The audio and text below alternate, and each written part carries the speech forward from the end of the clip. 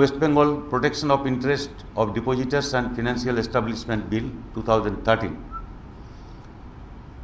যেটা আমাদের এটা 2013 বিল, এটা এখন 2015-তে আছি, এখনও হাতে বেড়াচ্ছি। মুখ্যমন্ত্রী বলেছিলেন যে 7 দিনের মধ্যে আমার সই হয়ে যাবে, সঙ্গে সঙ্গে গিয়ে এয়ারপোর্টে গভর্নরের সই করে তারপরে 7 দিনের মধ্যে সব হয়ে যাবে বলেছিলেন। এটা এখন আমাদের 2015 মে মাসে। আমরা জানতাম যে এটা লেখা হয়েছিল যে এই বিলটা has been assented to by the president, মানে রাষ্ট্রপতির অনুমোদন পেয়েছে।